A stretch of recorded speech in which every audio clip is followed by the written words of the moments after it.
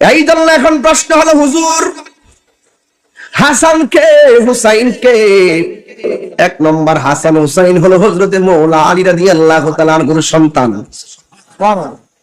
দুই নম্বর হলো মা ফাতেমার সন্তান। তাহলে মা ফাতেমা কেডা? জান্নাতের কোটি কোটি নারী সমাজের সর্দারিনী মা ফাতেমার সন্তান। মৌলা আলীকে, যিনি মারিফতের সম্রাট, বেলায়েতের শাহানশাহ, যার ব্যাপারে আমার আল্লাহর হাবিব বলেন, আনা মাদিনাতুল ইলমি ওয়া আলিয়ুন বাবুহা, আমি নবী হইলাম এলেমের শহর, আমার আলী হইল সেই শহরের দরজা। এখন মৌলবীর প্রশ্ন করি, ও মৌলবী, নবীর এলেম কতটুকু? তা আমি জানি না। মৌলা আলী যে এলেমের শহরের দরজা, সেই দরজা দিয়া আহরণ করে কতটুকু এলেম? তুমি তো বুঝতেছো শুধুমাত্র কোরআন হাদিস পড়ছো, এলেম শিক্ষা বলাইছো। এই এলেমের বাহিরেও আরো অনেক এলেম আছে, যে এলেমটা আমার মৌলা আলীর সিনাই। সুবহানাল্লাহ।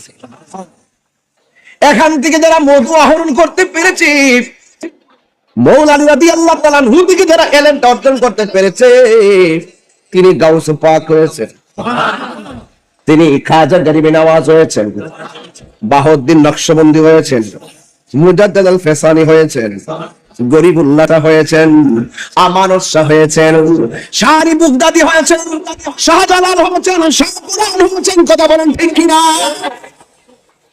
দেখো মাদ্রাসার কয়েকটা হাদিস পড়ে এলেন, বড় হুজুর মুহতামিম, মুফাসসির, মুহাদ্দিস। এলেম অতি সহজ জিনিস। একটা এলমে শরীয়ত, আওয়াজ কম হইতেছে আব্বা, খোলা মাঠে তো উইরা জায়গা আর কি, ওই সর্দা থাকলে ভিতরে থাকলে উইরা জায়গা আর কি, উন্নত বালা রক্ত দেখতেছে সব। কথা কম। আরে কি একটা পর্দা লাগাইছে রে, একটা দুইটা তিনটা চারটা পাঁচটা ছটা সাতটা আটটা নটা বাঁশ লাগাইছে। ছোট্ট একটা পর্দাটা নাইবা 11টা বাঁশ লাগাইছে। আর আল্লাহ যতবার আসমানটা বানাইছে একটা খুঁটিও নাই। এলেম শিক্ষা লাইছে কুলাত বয়া। একটু এটা বাদ দিয়ে গেলে তো মারফত লাগবে। শুধু এটা যদি ভাবে মারফত লাগবে, মারফত কতক্ষণ ঠিক না বেটি? ওয়ায়াতাফাক্কারুনা ফি খালকিস সামাওয়াতি ওয়াল আরদি, আসমান এবং জমিনকে নিয়ে চিন্তা করার নামই হলো মারফত। বড় হুজুর তাইর কিতা জানে? আয়ো দেখো কিতা কয়। এই লাইট টিপ দিস না, সেট চালা মোবাইল নাম দিস। এই মিস কল দে আমার, মানে নতুন আইছি তো বুঝছে না। মারহাবা কোনটা কি লেখা? সত্যি করে কোন আসমানি খুঁটি আছে? ওয়াল্লাহ কেমনে কিতা? আসমান কি একটা না 7টা? একটা আসমান থেকে আরেকটা আসমানের দূরত্ব কত? তো 500 বছর রাস্তা। একটা আসমান বানাইছে পাথর দিয়া, আরেকটা বানাইছে লোহা দিয়া, আরেকটা স্বর্ণ দিয়া। এইভাবে বাইর করতে করতে 7টা বানাইছে। সুবহানাল্লাহ কত রে? 7টা আসমান বানাইছে, একটা খুঁটিও নাই। গভীর মনোযোগ। খোলা মাঠের মধ্যে বসেছি, মাইকটাও টাইমে ধরেছি, এই জন্য নীরবে নীরবে একটু আলোচনা করে যায়। এলেমুল ইলমে শরীয়ত, 2 নম্বর এলমে তরিকত, 3 নম্বর এলমে হাকিকত, 4 নম্বর এলমে মারিফত। আরেক প্রকার এলেম আছে, একটা হলো এলমে জাহির, আরেকটা হলো এলমে বাতিন। বালাগাত মানতিকের কায়দা এলেম আরো 2 প্রকার, একটা এলমে তাসাব্বুর, আরেকটা এলমে তাসদিক। এলমে তাসাব্বুর কারে কয়? তার বাহিরের বাপ দেখলে ভিতরে বোঝা যায় কি আছে। বুঝেন না রংটা? বুঝা জানি একটু হালকা বুঝা জানি। আপনারা বাপটা দেখলে বুঝি, ভিতরটা ফুল যারা বড় নবীর মহব্বত বুঝা যায়, চেহারা দেখলে বুঝা যায় কোনটা কিতা। ওই যে বেড়া নবী লেখা ফাঁকলে যেতেছে গা, মারহাবা সুরে কানে গেলে গা, আল্লাহু আকবার। কষ্ট হইতেছে। আরেকটা হলো ইলমু তাসদিক, যার মুখের কথা শুনতেই বোঝা যায় ভিতরের মধ্যে কি আছে, এই কথাটাকে সত্য না মিথ্যা শুনলেই বোঝা যায়। এরপর আরেকটা এলেম আছে ইলমুল বায়ান, আরেকটা এলেম আছে ইলমুল ফাসাহা, আরেকটা এলেম আছে ইলমুল বালাগাত। বন্ধু, সব এলেমগুলো শিখতে হয়, উস্তাদের কাছ থেকে, মাদ্রাসার বারান্দা থেকে। কিন্তু আরেক প্রকার এলেম আছে, এই এলেমটা হলো আরেকটা হলো ইলমে লাদুনী, যে এলেমটা কোনো মাদ্রাসায় যাওয়ার লাগে না, যেটা শুধুমাত্র ওই যে শরীয়ত তরিকত হাকিকত মারিফতের এলেম অর্জন করার পরে পীর সোহবতে তাইকা আধ্যাত্মিক একটা এলেম আছে। সোহবতে তাইকা নামাজ পড়ছে, রোজা রাখছে, হজ করছে, কারো হক মাইরা খাইছে না। এইভাবে গোলামি করতে করতে করতে করতে করতে করতে, আর মিয়া আমরা যে মাদ্রাসা পড়ছি, কামেল পাস করছি, এটা দিয়া তো চাকরি করবার লাগে না পড়ছি। চাকরি মাস্টার্স পাস করছে, এলএলবি, চাকরি লাগে। এটা তো দুনিয়ার জাগতিক হিসাব নিকাশ। এটার বাইরে একটা প্রতিষ্ঠান আছে, এটা হলো কামেল মুর্শিদের দরবার। সব বুঝেন, এটা বুঝেন না, ফির কিরে ধরে। এটা আধ্যাত্মিক জায়গা। দুনিয়ার মানুষ খেয়াল করে দেখুন, মানুষের জীবন কতভাবে ধ্বংস করছে, নষ্ট হয়ে, ধ্বংস বলবো না, নষ্ট হয়েছে।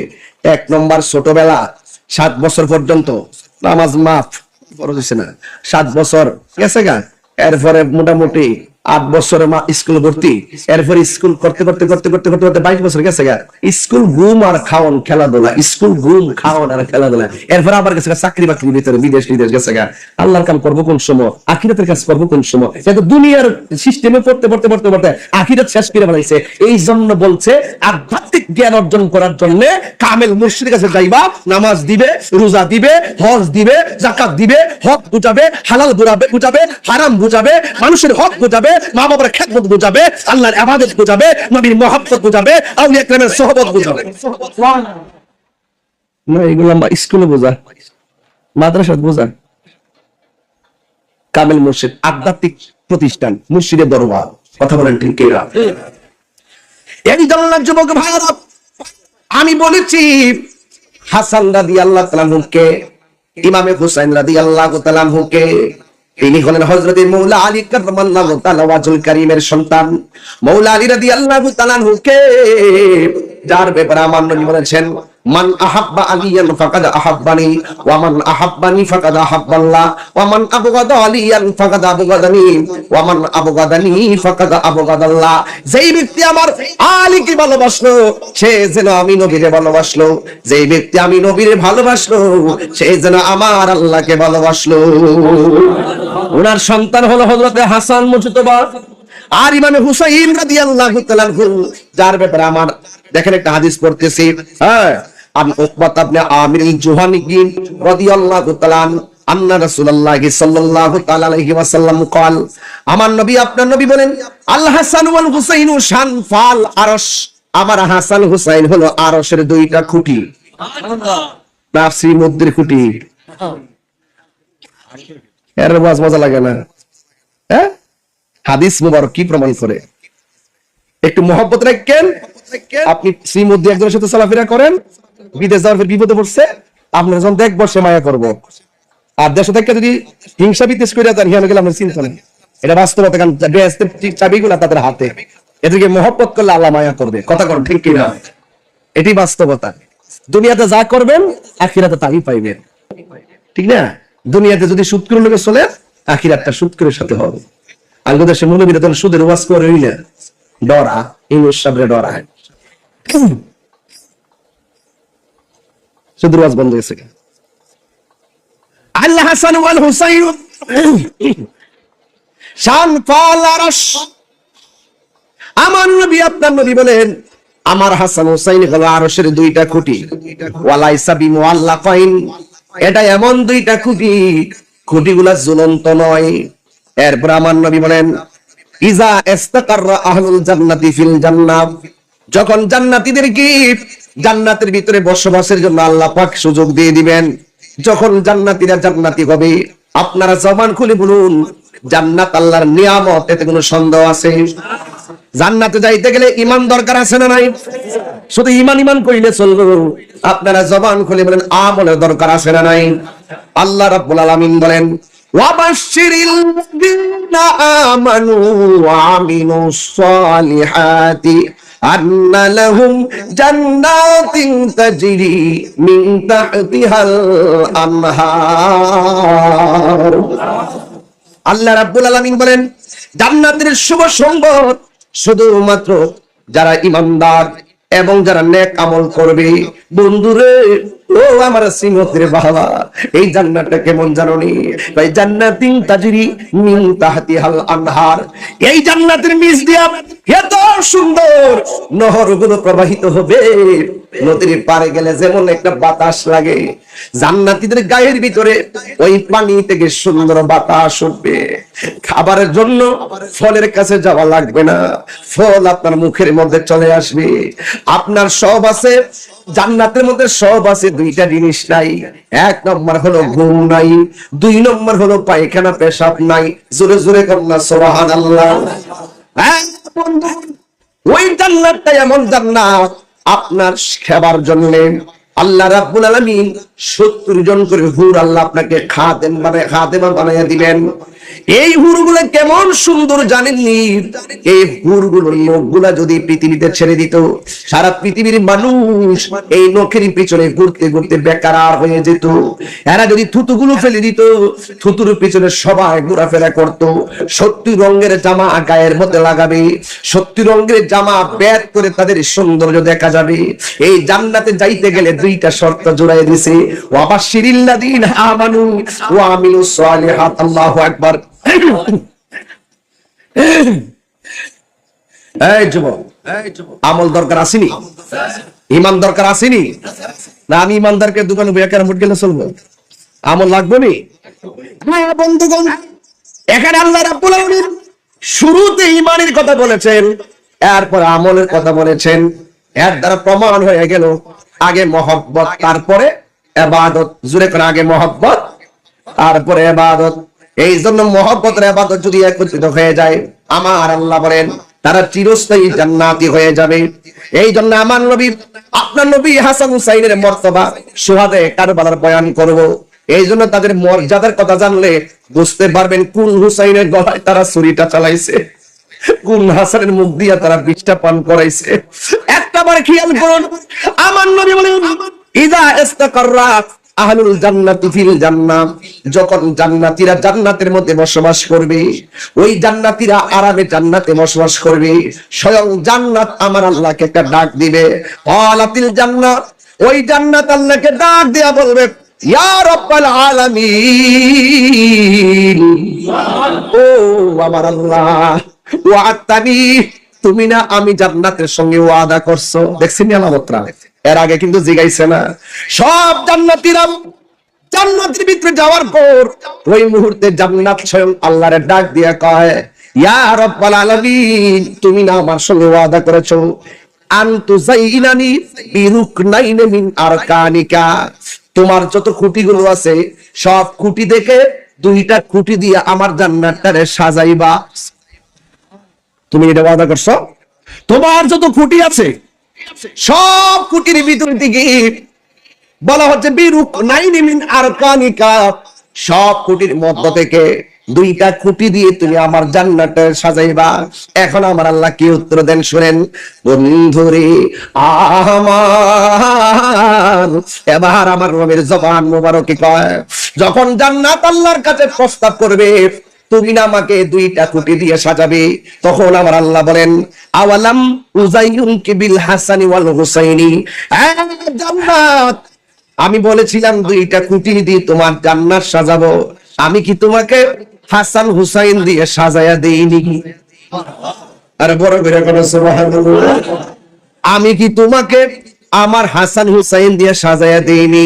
এই হাসান হুসাইন হলো আমার দুইটা খুঁটি, এরাই হলো তুমি জান্নাতের সৌন্দর্য। কথা বলেন সুবহানাল্লাহ। এই জন্য আমার যুবক ভাইরা, এই সেই হাসান, এই সেই হুসাইন যাকে তারা বিষপান করাইলো, আরেকজনকে গলার মধ্যে ছুরিটা চালাইলো, তাদের সম্মান কেউ বাড়াই নাই, সম্মান বাড়াইছে আমার আল্লাহ। আমার নবী এদেরকে কত মায়া করতেন শুনে যান। আমার নবী তাদেরকে মায়া করতেন।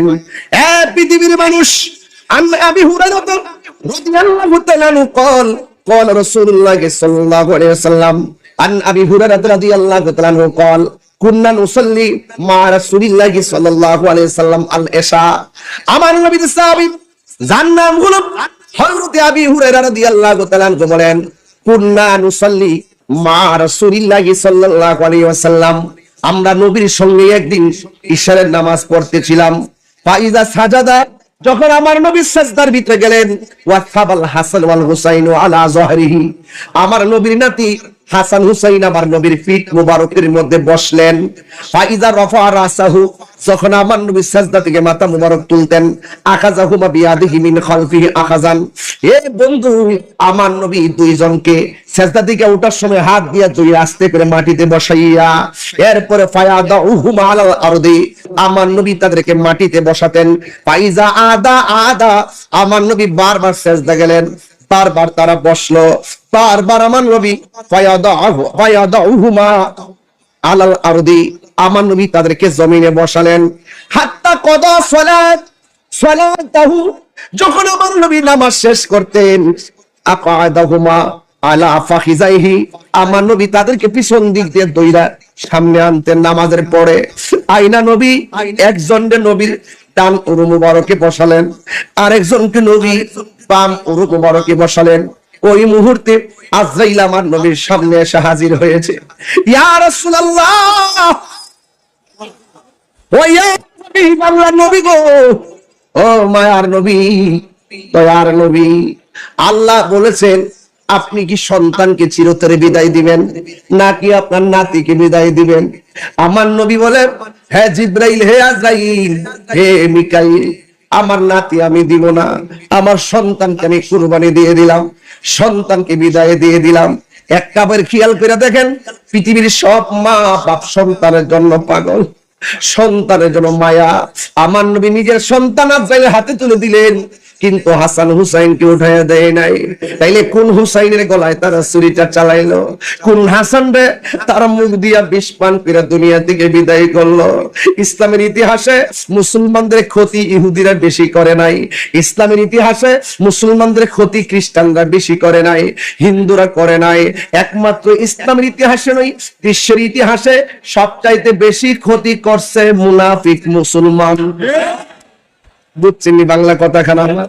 একটু তাকায়া দেখেন, সব ধর্মের মানুষ মিল আছে, শুধুমাত্র মুসলমানের মধ্যে দলের অভাব নাই। কথা কোন ঠিক কিনা? এটাই হলো সবচাইতে মুসলমানদের বড় দুর্ভাগ্য। মুসলমানরা কখনো জানার নিয়তে এক হয় নাই, মানার নিয়তে এক হয় নাই, যার যার জায়গায় শুধুমাত্র বাহাদুরি প্রদর্শন করে আমাদের ধর্মটারে 12টা বাজাইছে, আমাদের অস্তিত্ব সংকটের মধ্যে ফেলাইছে। বন্ধুগণ, শুধুমাত্র তাই নয়, আমার নবী আপনার নবী রহমাতুল লিল আলামিন, তিনি আমার নবীজি, তিনি আমার নবীর নাতি হাসান হুসাইনকে কত ভালোবাসতেন। ও বন্ধুগণ, ও আমার প্রিয় বন্ধুগণ, শুনেন, আন সফিয়াত বিনতে সাইবাতা রাদিয়াল্লাহু তাআলা আনহা ক্বালাত আয়েশা সিদ্দিকা বলেন, খরাজান নবী সাল্লাল্লাহু আলাইহি ওয়াসাল্লাম গাদাতাম ওয়া আলাইহি মিরতুম মুরাহালুন, আমার নবী একদিন ফজরের নামাজের পর গায়ের মধ্যে নকশাওয়ালা চাদর, এই চাদরের রংটা কি? মিন শারি আসওয়াদা, ওই চাদরের রংটা হলো কালো। ওই কালো রঙের একটা চাদর, যে চাদরের মধ্যে নকশা ছিল, চাদর পরে নবী ঘর থেকে বের হলেন। এরপর ফাজা আল হাসান ইবনে আলী, আমার নবীর কাছে হাসান আসলেন। ফা আদখালাহু, আমার নবী হাসান রে ওই চাদরের ভিতরে ঢুকালেন। আল্লাহ হুসাইন সুম্মা জা আল হুসাইন ফাতাখালা মাহু, এরপর হুসাইন আসলেন, আমার নবী চাদরের ভিতরে ঢুকালেন। সুম্মা জা ফাতিমাতু ফা আদখালাহা, এরপর আমার নবীর কাছে মা ফাতেমা আসলেন, আমার নবী তারে চাদরের ভিতরে ঢুকালেন। সুম্মা জা আলিউন ফা আদখালাহু, আমার নবীর কাছে মারিফতের সম্রাট হায়দারে কাররার, শেরে খোদা, মুশকিল কুশা মৌলা আলী কাররামাল্লাহু তাআলা ওয়াজহুল কারীম আসলেন। আমার নবী মৌলা আলীকে চিনেননি। মৌলা আলী হলো তিনি পৃথিবীর মধ্যে একটা সন্তান খানায় কাবার চত্বরে জন্মগ্রহণ করেছেন, তার নাম হলো হযরতে মৌলা আলী। এরপরে আমার নবী তাকেও চাদরের ভিতরে ঢুকালেন।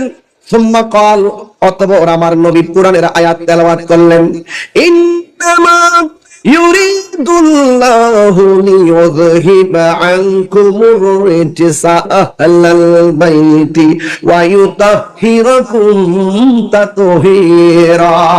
আমার নবী এই আয়াত তেলাওয়াত করে তাদের মর্যাদা পৃথিবীর মধ্যে তুলে ধরলেন। সেই হুসাইন রাদিয়াল্লাহু তাআলা যখন কারবালায় গেলেন, আরে কার জন্য তোরা পানি বন্ধ করলি? আমার নবী বলছে সব কইরো, করো না করো দুইটা জিনিস কইরো না। এক নম্বর হলো মানুষের রাস্তা বন্ধ কইরো না। দুই নম্বর হলো কাহার জন্য পানি বন্ধ কইরো না। আঙ্গ দেশে দেখবেন 5 বাড়ি মিল্লা টিউবওয়েল থাকলে একজন আরেকজনের বাধা দেয়। আমার টিউবওয়েল দিকে পানি নিতে পারতি না, টিনের করে সালের মধ্যে পানি পড়ে, আরেকবারে সিফা দিয়া যা, কয় তোর বাড়ির পানি আমার উপরটা যাইতে পারতো না। আসি এরকম। এই বেটি, শ্রীমন্তের বেটি, তুমি যে কইলা তার টিনের বাড়ির পানি তোমার বাড়ির রাস্তা দিয়ে যাইতে পারতো না, হয়তো তুমি তার টিনের পানিটা বন্ধ করবা। আসমান থেকে যখন তোমার টিনের করে সালের মধ্যে পানি পড়বো, এই পানিটা কার জায়গা দিয়া যা? কথা কন, আওয়াজ বুঝে না, কথা কন না কেন? বলছে রাস্তার বাধা দিও না, বাধা দিও না, সামাজিক ভাবে সমাধান করে নাও। কার জন্য পানি বন্ধ করলা? যেই হুসাইনের নানা যদি সৃষ্টি না হইতো, পানি হইতো না, ওয়ালা সামা আসমান হইতো না, ওয়ালা আরদুন জমিন হইতো না, ওয়ালা মালাকুন ফেরেশতা হতো না, ওয়ালা জিন্নুন জিন হতো না, ওয়ালা ইনসুন মানুষ হতো না, ওয়ালা মালাকুন ফেরেশতা হতো না, ওয়ালা কাওয়াকিব নক্ষত্র হতো না, ওয়ালা শামসুন সূর্য হতো না, ওয়ালা কমারুন চন্দ্র হতো না। আর হুসাইনের নানা যদি সৃষ্টি উসিলা না হইতো, আমার আল্লাহ বলেন কুনতু কানজান মখফিয়ান, আমি আল্লাহ ছিলাম গুপ্ত ভান্ডার। আমার বন্ধু যদি সৃষ্টির উসিলা না করতাম, আমি আল্লাহর খোদার খোদাইত্ব জাহির করতাম না। জোরে করে আল্লাহু আকবার।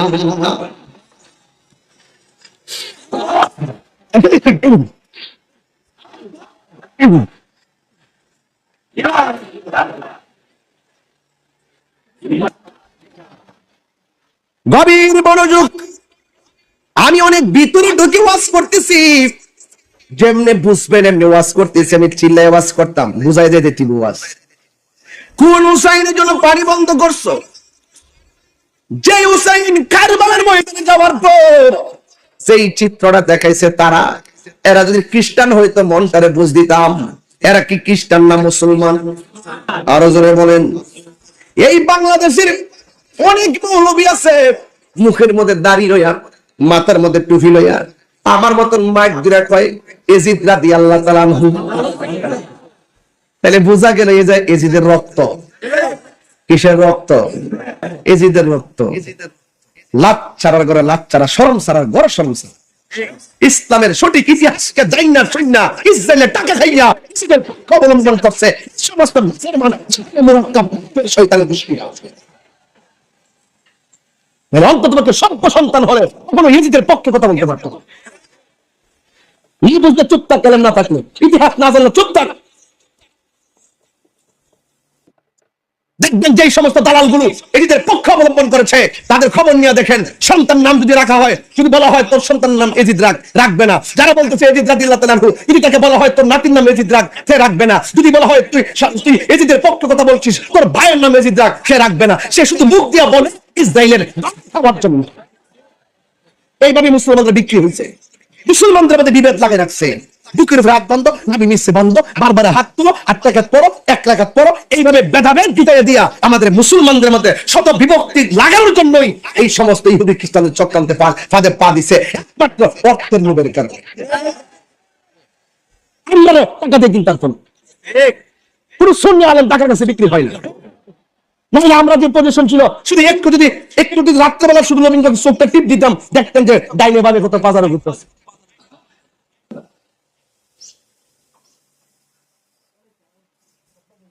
আরে টাকা তো যে মানুষ সবাই তো রুজি করে। আজকে মহিলা দেখেন ব্যাংকের টাকা ব্যাংকে ফিরে দিচ্ছে, শুধু টাকা খাইয়া মাল কামাই যে ব্যাংক বইরে গেছেন না, আপনি খাইয়া সুদ খাইয়া লের খাইয়া গু খাইয়া দেখবেন কবরে গেছেন, কবর যাওয়ার পরে বাড়ি খাইতেছেন, জুতার বাড়ি খাইতেছেন, আর আপনার পোলা এপাশে হাং পালছান লইয়া লইয়া ঘুরতেছে, আর আপনি জুতার বাড়ি খাইতেছেন।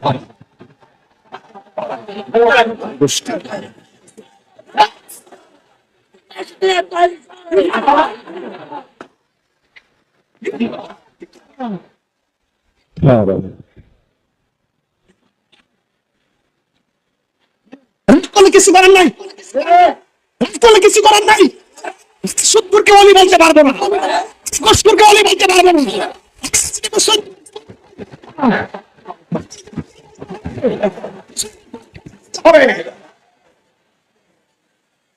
12 মাসে 13 রং পাল্টাস বেড়া।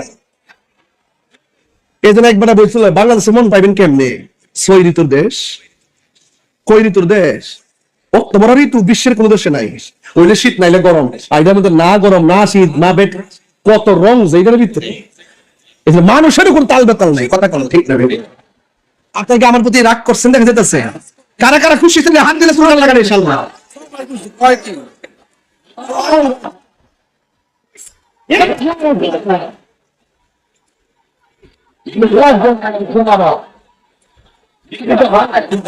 আল্লাহু আকবার জোরে বলেন।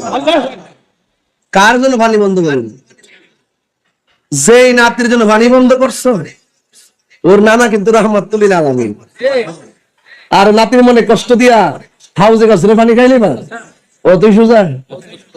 হ্যাঁ, ওই যে বাপের সুতা দাবাই রে সুতরে ফুলের মালা দে। এমন কিছু লোক আছে না, আল্লাহকে অসন্তুষ্ট করে বেহেশতের আশা করা যায় না। কথা বলেন না কেন? আরে কথা বলেন না কেন? কার জন্য পানি বন্ধ করলেন? বাংলাদেশে কিছু মৌলবী আছে যারা বলে ইমাম হুসাইন নাকি যুদ্ধ করতে গেছিল।